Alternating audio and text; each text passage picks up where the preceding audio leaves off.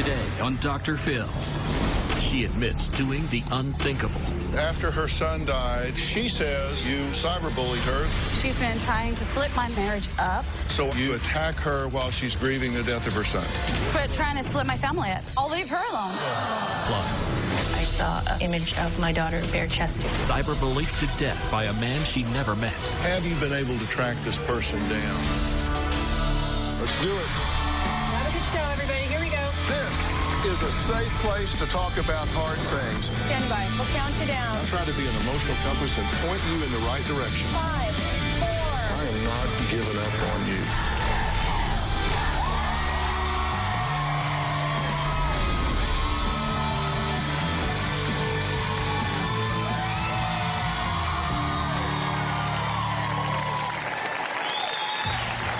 Behind these beautiful girls, smiling faces, lies, and ugly truth.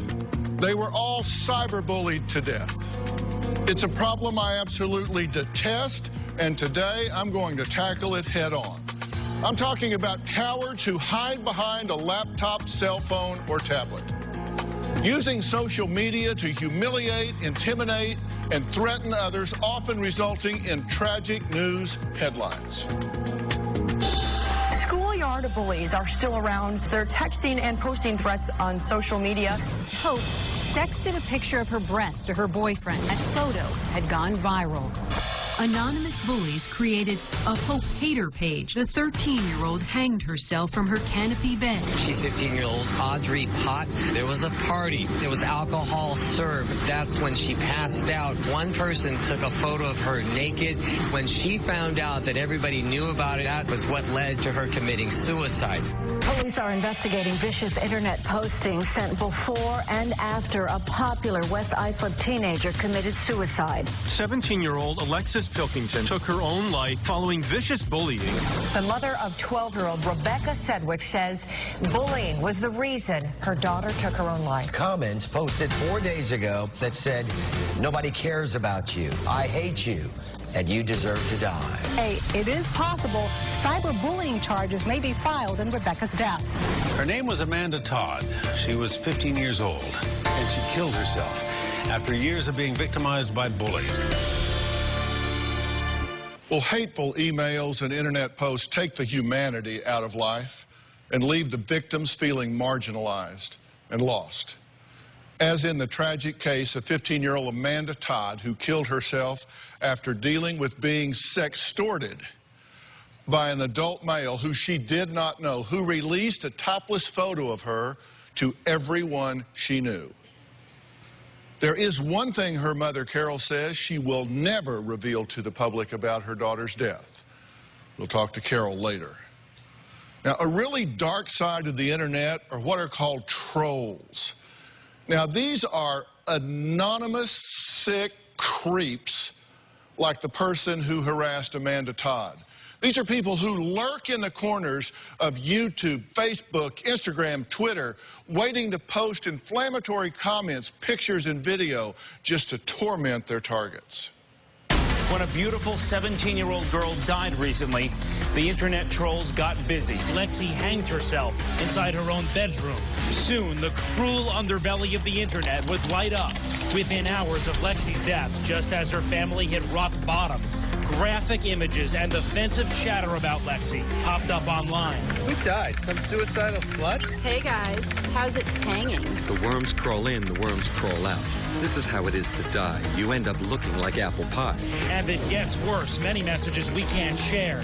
It's called trolling. Internet trolls post outrageous comments on message boards.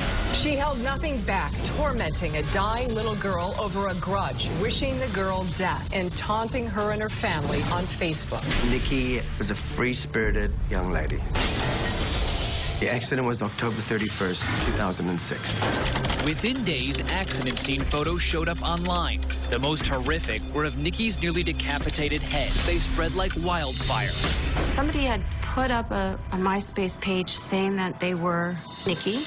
Nikki's been called some of the worst names, everywhere from that deserve to die to a whore. When people are trolling, I wonder if they really realize the things that they're saying is about someone's child. You know, clearly these are sick, demented, and I say evil people that do this kind of thing. Now, similar to these families being tormented online, Aiden's mom, Alicia, says she feels like she is being cyberbullied ever since her son's tragic death with posts like this. They didn't care for that boy. They would yell at him and tell him, "I wish you were dead." So who would write such a thing to a mother who had just lost her son in a devastating drowning accident? Well, we're about to find out. But first, here's what happened when little Aiden went on that fateful fishing trip with a family friend. Some tragic news. A double drowning. We're told this involves an adult woman and also a 4-year-old child out at Lake Evans Chambers. I had a good friend named Betty. She asked to take Aiden fishing with her.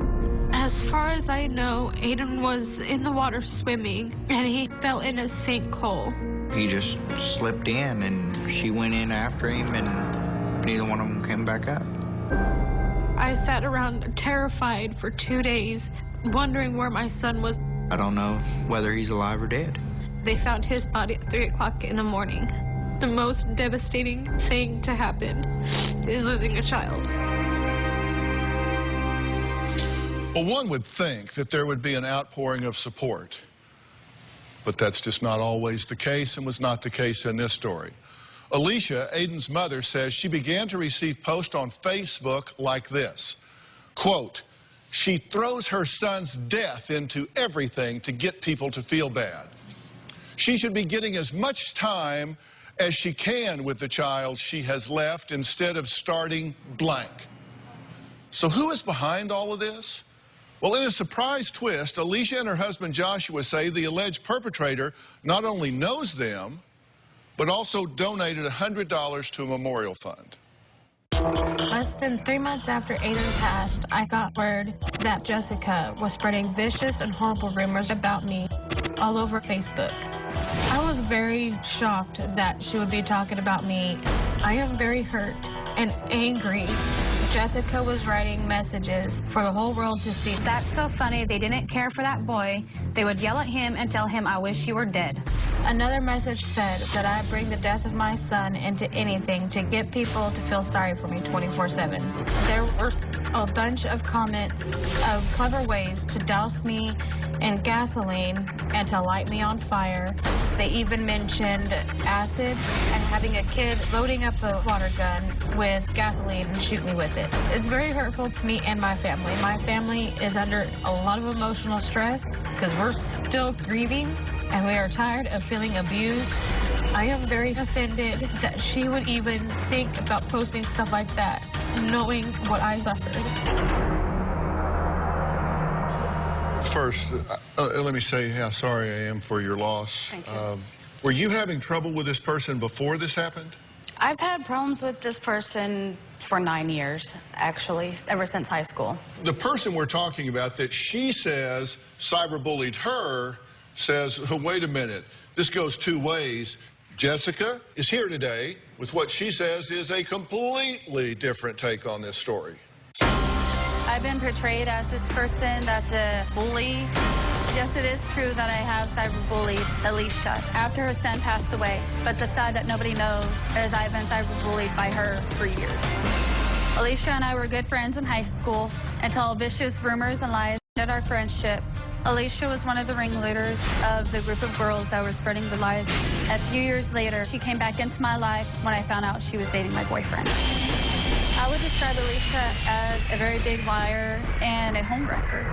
Alicia has cyberbullied me about my appearance on Facebook, talking about my hair, my teeth, and my personal relationship. I made one tiny little comment about Alicia after her son died. We're joking around on Facebook. The comment got brought up of setting her on fire, and we started making a joke out of it. I did overhear one time while I was at work, Alicia say she wished that her son was dead. I was only commenting due to the fact I've been bullied for years by Alicia. Alicia used her son's death as a crutch. My biggest fear is losing my husband of 6 years because of this trauma. He's made comments that he's sick of it, and that if it doesn't stop, he's gone. I wish Alicia would leave me the hell alone. She says that after her son died, that this feud that you two had continued on. Yes. And that you cyberbullied her. Then I watch your tape piece and you say, yep, I did. I did that after her son died. Yeah. She's been trying for 9 years to split mine and my husband's marriage up. I had blocked this woman 12 times on Facebook to get her to leave me alone. I want to know what went through your head at the time you sat down to make hurtful comments to her following the death of her son. I want to know what went through your head that made that okay. Basically, I've been bullied a lot, and I want her to know how it feels to be bullied herself. That's the moral compass that you use to direct you in this thing, is she said things I don't like, so I'm going to attack her while she's grieving the death of her son. We have to take a break. Jessica posted about wanting to drench Alicia in gasoline. We'll talk about that. Plus, Jessica's husband, Charles, is here and says Alicia is pretending to be the victim, but is guilty of actually stalking him. We'll be right back.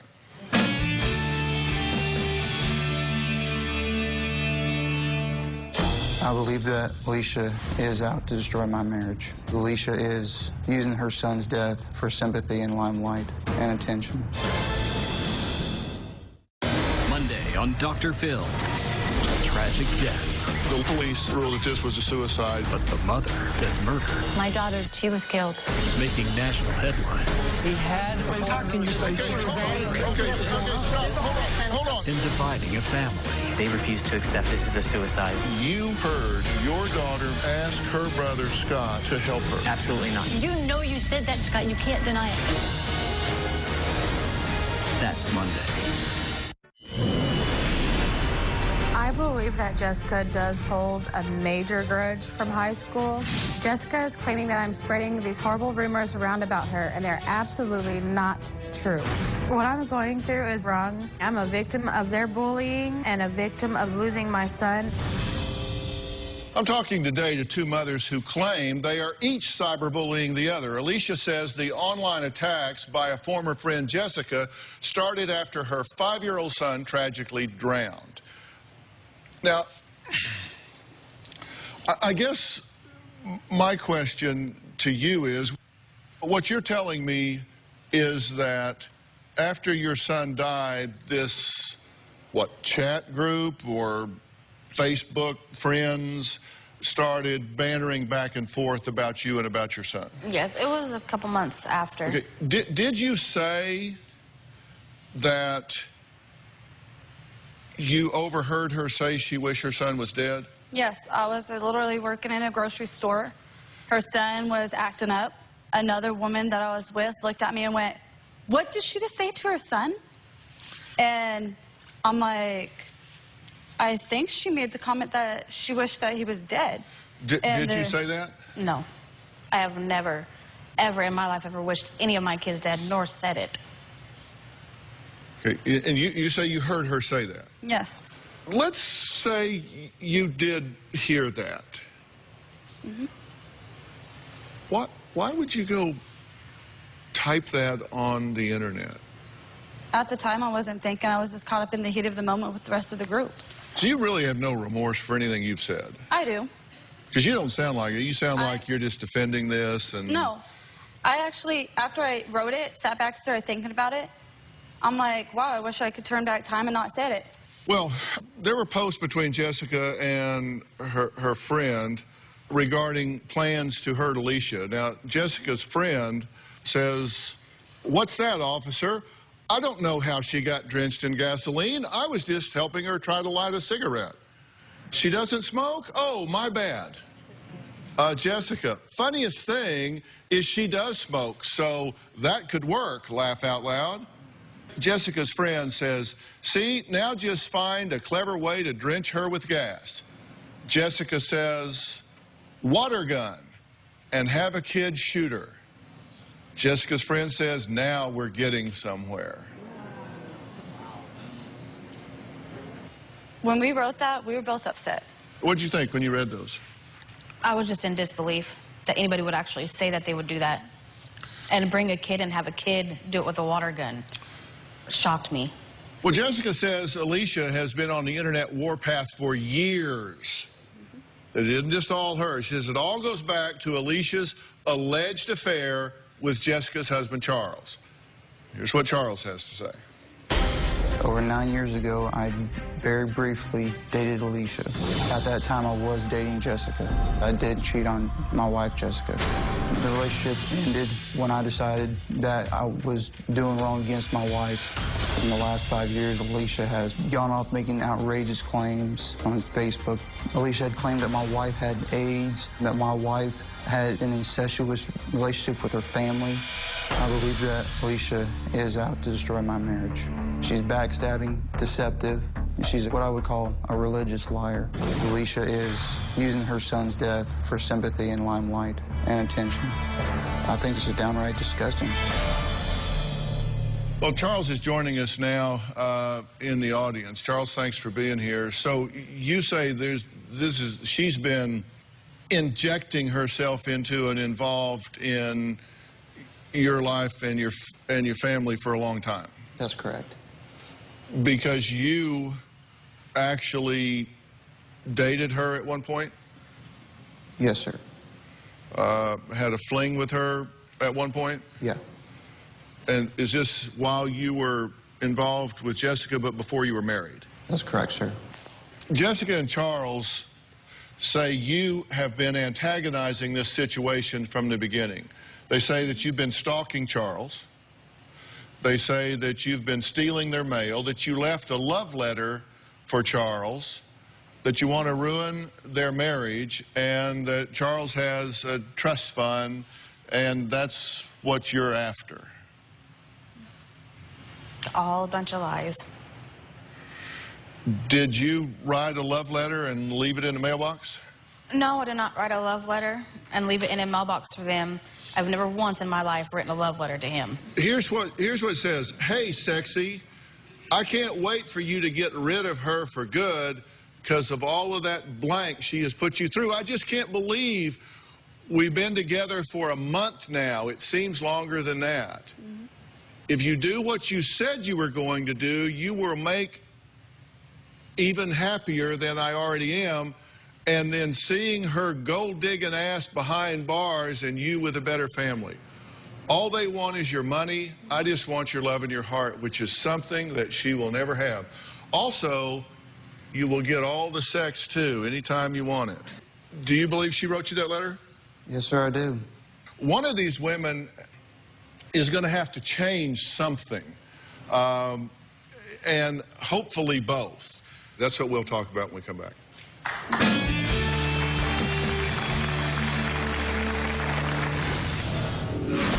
Did you start a rumor about her and a dog? No. She deleted every ounce of evidence that I could have had to bring onto the show. Tuesday on Dr. Phil. The baby's no longer hers. I don't remember signing any adoption papers. Now, the adoptive parents. Do you remember writing, it's like she was meant to be theirs? I don't remember saying that. Claim she's harassing them. You told me I could see my daughter. I can't even be in the same room with you, young lady. How do you think you're going to be in my child's life? Okay, but... There is no okay, but. You just need to say okay. Then, on Wednesday, from living large to living in his parents' garage. You're not working. I'm on unemployment. You sleep all day. He's working, and you're not? What is wrong with you people? That's Wednesday. Because of Alicia's bullying, I have blocked her numerous times on Facebook. Later on, I would find out Alicia would create a new profile, and she's come back every time. I've blocked Alicia at least 12 times. Well, when you think of cyberbullying, you usually think of teens or young people exchanging nasty and immature words online. But today we're talking to two mothers who are pointing fingers at each other like children. One of these mothers lost a child to a tragic drowning during a fishing trip. Alicia says that her former high school friend Jessica has been posting damning comments online about her. But Jessica says Alicia has been harassing her and her husband Charles for years, since Alicia's affair with Charles 9 years ago. You say she started really ugly rumors and stories about you in high school. Yes. something about a dog and bestiality. Yes, it was a very, very disgusting rumor. She was upset because God knows what. I can't even remember what it was over. And her and a group of girls got together, started this rumor, and then now they gave me the nickname Peanut Butter. She deleted every ounce of evidence that I could have had to bring onto the show. Is that true? I did not delete anything off of my Facebook or any groups. I have. Did you start a rumor about her and a dog? And No. What do we need to do to stop this? Basically, I want a restraining order against her to get her to leave me alone. Well, otherwise, it's not. I have a feeling as soon as I get back home, it's all going to start up again with her. This is not Days of Our Lives. This is the Dr. Phil Show. I'm trying to bring about some resolution. Some viewers have been watching the show and have some things they'd like to say to these mothers here today. Francesca, you've been watching this from home. What do you help me out? I am horrified. I'm horrified. They're mothers, first of all. And they don't care about what they look like, how they appear to their children. If they don't care about their image for themselves, think about your children and how your children are observing you. There's a real way, an easy way to stop. You end it. You get off of Facebook. To me, it looks like you're addicted to the drama. You just want to go on and go on and go on. On the drama. When is it going to end? What is it going to take for you guys to disconnect? Get off Facebook. When you end it, it ends. So you say unplug. Just unplug. Unplug. Get off. Get off. Get off. They're engaging each other. They're involved in the drama. They like it. Like they get high. Get a life. There's a beautiful world out there. Contribute some. What are you contributing? Nothing. You're embarrassing to yourself, embarrassing to your society, your community, and most importantly, to your children. Francesca, you should be sitting in my chair today because you're exactly right. Debja 213 says social media posts are like bullets. Once fired, they're impossible to retract. Hashtag wicked web behavior. Tessa Curley says, when you threaten someone's life, you've changed the game. I mean, come on. This is behavior that somebody needs to step up and stop. You just need to stop this. I have. I've blocked her 12 times. And every time I block her, she reopens a brand new Facebook account. You can block her, but then do you go talk about her with other people? Oh, no. Come on. Leave us alone. And what are you willing to do? What is your commitment? What are you willing to do? Trying to split my family up.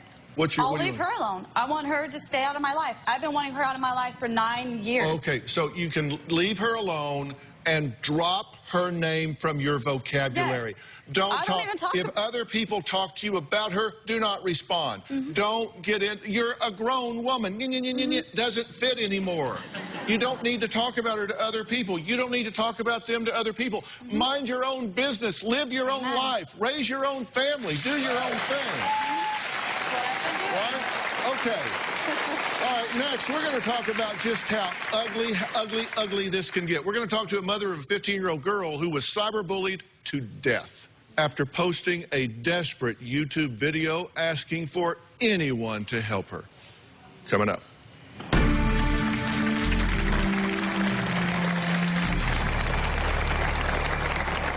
A message came through my Facebook. It mentioned Amanda's name on it. I saw an image of my daughter bare-chested. The cyberbullying went on until her death.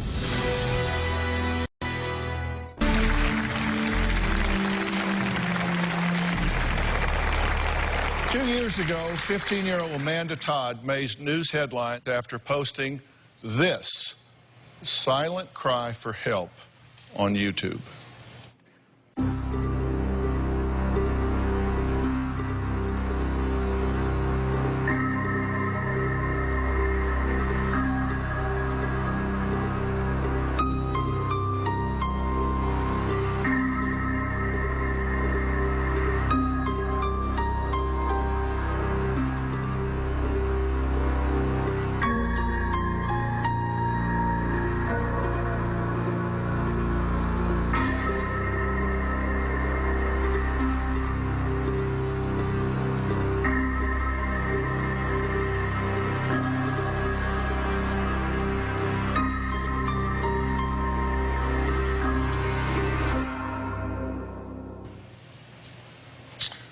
just 1 month after posting that video, Amanda committed suicide. After being unable to cope with the endless bullying that resulted from an internet troll releasing a topless photo online. Now, Amanda's mother, Carol, is speaking out for the first time on a national level. Here is her story. On December 23rd, 2010, a message came through my Facebook. It mentioned Amanda's name on it. I saw an image of my daughter bare-chested, and it was linked to an adult pornography site. At the time the image was taken, Amanda was 13 years of age. We don't really know who took the picture. After the image was put out there to her friends and her peers on social media, Amanda started to feel really desperate, and she had major anxieties. She was afraid to go to school because she felt that people were looking at her and laughing at her. Calling her names like porn star, slut, and a cam whore, it really affected her. Amanda switched schools and the bullying continued. She started to self-harm. She was cutting herself to numb the pain and to make the hurt go away. The cyberbullying went on until her death. On October 10th, 2012, I found my daughter, and she was no longer with us in the physical world. Finding my daughter was the most difficult day of my life.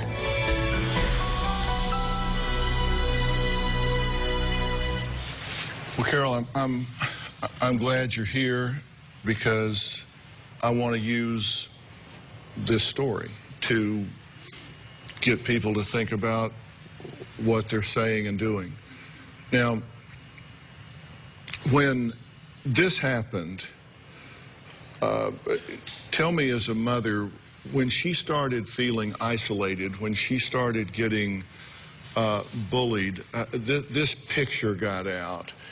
Do you know how this picture was created to begin with? The story that she told me was she was in a chat room, and she felt that the person at the other end was a teenage boy that was telling her she was pretty and she was beautiful. And you know what? It doesn't justify her behavior, but she thought she was talking to someone who was her peer, and asked her to bare her chest, and when she did, that person took a photo at the other end. And so the misconception is that Amanda sent a photo, but the photo was taken of her. Yeah, that's what I wanted to say. And not that, and we want to say to all the young girls, you don't do that. I mean, because you may think, they have these apps now where pictures, you can send them and then they disintegrate in 10 seconds or something. Well, you can take a picture of the screen before. I mean, you just can't put that out there. And of course she did. But then the threat came, right? Yes. If you don't show me more, I'm going to send that out. That's right. And then she felt trapped. And then she felt trapped. And then the image was sent out. And on December 23rd of 2010, 2 days before Christmas, a link came across my Facebook, and I opened it, and I saw her picture. And I did what a mom did, and I screen captured it to report it to the police because it was so late. I was going to do it the very next morning, and within a couple hours, the police were at my door to check to see if she was safe. And a mother, a parent of a friend of hers, had seen it also and had reported it to our local police department. And then her peers started bullying her, right? They started calling her names, porn star, and things like that. It was peer-to-peer bullying, and it was also cyberbullying, cyber harassment. They were calling her porn star and cam whore and all those names, and it took a toll on her. Because of what was happening, you actually said, okay, we're going to change schools here. What happened? The same thing started again, because when you have social media and you have things like Facebook, there are no boundaries. Has anything happened to the internet troll behind Amanda's suicide? We're going to find out when we come back.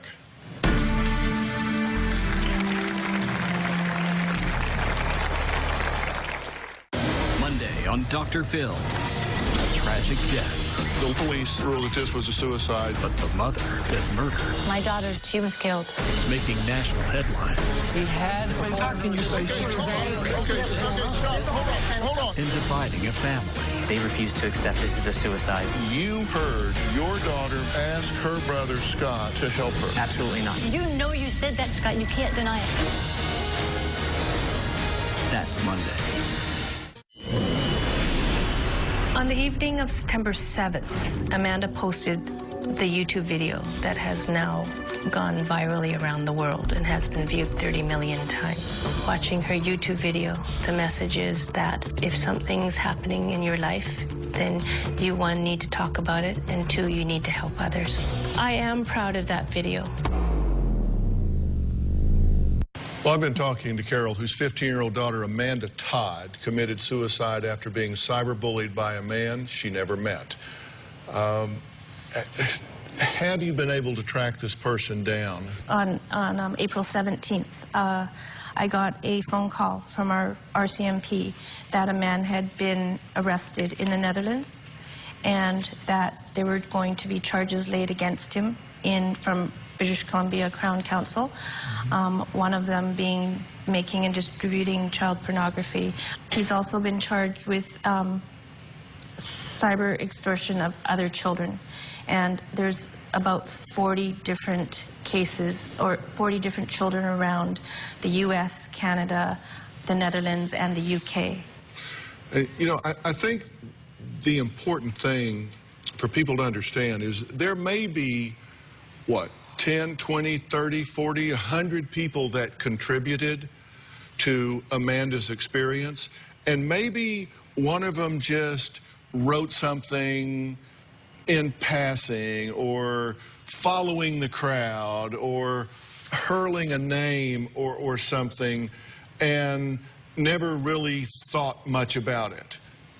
But what they don't understand is the cumulative effect of those things to a child, that a child can go back and be back in their bedroom or on their computer, and you think they're doing their homework or doing research, but they are seeing this compilation of people saying things, and it feels like the entire world to them.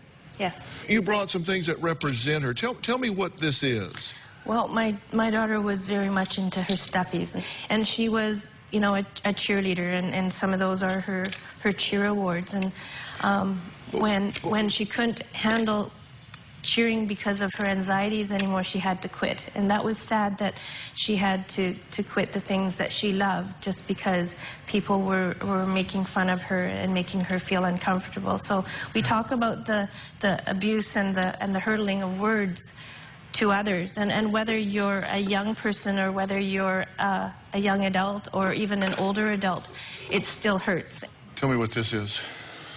It's after she died, I created a legacy for her, and that's Amanda's legacy. And I use a snowflake as a symbol because I called her my Princess Snowflake. And at her memorial service, when I had to write her eulogy, I looked up what a snowflake was. And in the Urban Dictionary, it described it as a young girl with unique qualities, and that fit my daughter.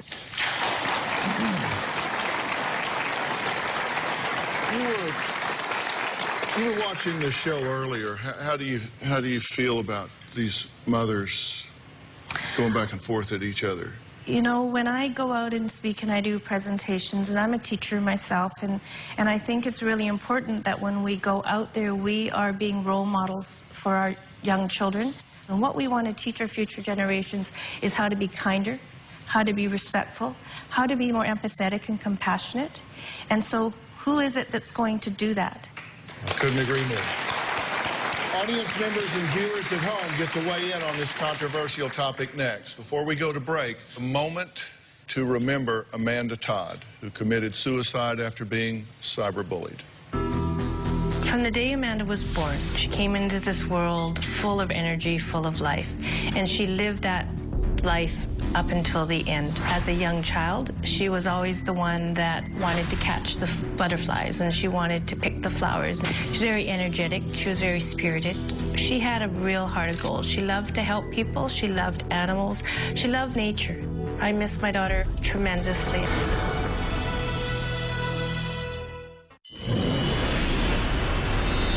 Our first witness is Dr. Phil C. McGraw. We have to give educators, administrators, teachers the tools that they need to prevent this, to intervene once it happens, to break the pattern, and both the bullies and the targets need counseling.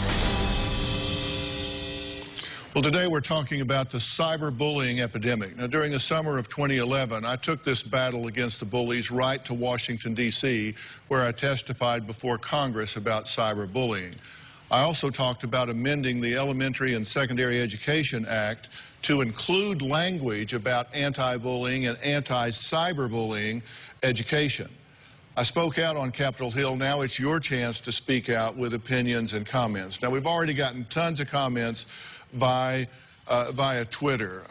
Tina M. Cummins says, parents need to take charge of their children's use of social media. Get involved and monitor and teach them. Fifi Flea says, we don't tolerate bullying in the world. Why is it allowed in cyberspace? Prevention, diligence is necessary. Jeanette Fuller says, a child can't put the words of a bully in the proper perspective. They believe. Now, Marion is a mother of two. She's on Polycom and says parents have to be vigilant about what their kids are doing, and kids have to know that the internet is forever. Marion, what do you want to add? Well, kids have to understand and learn from their parents that anything that they type or they put out there is out there forever. It just does not go away. And I know the audience had some comments here, too. Where's Brooke? Brooke, what happened at your school?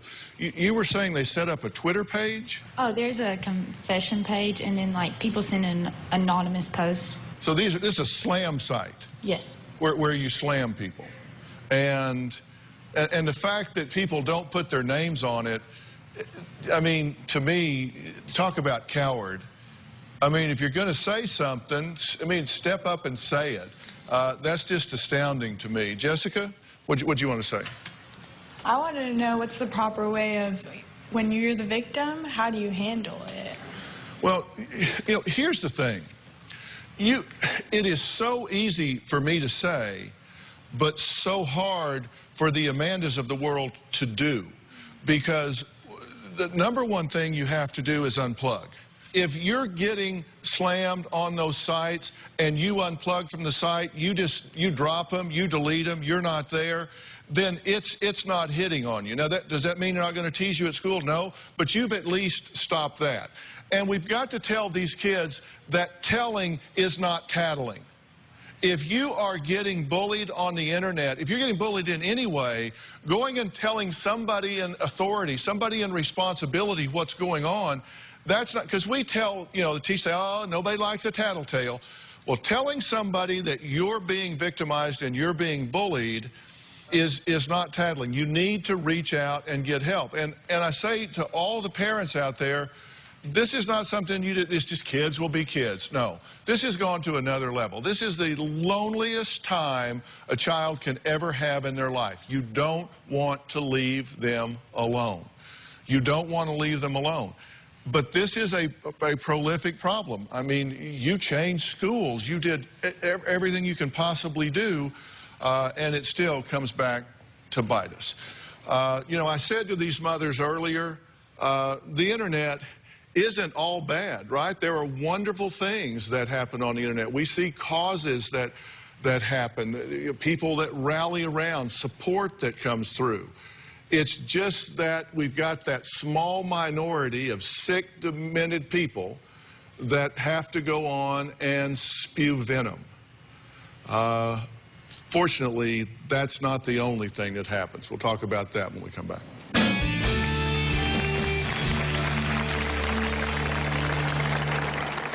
Today, more than 16 million kids struggle with hunger, and without free school lunches, many of them will miss meals this summer. Fortunately, you can help. Visit feedingamerica.org/hunger to find your local food bank. I'm Dr. Phil, and together, we are Feeding America. Before we move on, Carol, this is a bracelet that you had, and you are wearing a version of this now, and I understand that you brought this for everyone in the audience, right? Yeah. Okay. So We'll be distributing that. And the goal of it is that if someone's wearing it, and I mean, you don't have to wear it, you can put it on a keychain or whatever, that if someone asks you about it, you share the story. Because that's what my daughter would have wanted, is her message to be shared and used as a learning tool. You, tragically, you found him at his body on October 10th. And October 10th is a very special day. Just real quickly, give us a word about that. And October 10th also happens to be World Mental Health Day. And I didn't realize that the two were connected until after she died. And last year, to alleviate my grief and my pain, I started an awareness campaign for World Mental Health Day, and that was Light Up the World Purple. And so last year on October 10th, we got various landmarks in the world to light up purple, including Niagara Falls, the CN Tower, the pylons at Los Angeles Airport, and various things in my city of Vancouver. And it also includes schools, communities, and wearing purple. And this year will be the second annual, and I'm hoping that we can get more people involved, more momentum, and make this a day that we can continue every October 10th to talk about mental health, so that we aren't afraid to speak up and share it, because that's what's ultimately... Okay, and I've asked Carol, I said the internet does positive things as well. I've asked her to write a blog for drphil.com, and that we'll post on my blog site as well, where she can talk about that some more. She's agreed to do that. So we'll do that. So we can, you know, like I say, the internet is positive. It does positive things, and that will be very positive for us. I want to thank all of my guests for being here today. We'll see you next time. So long.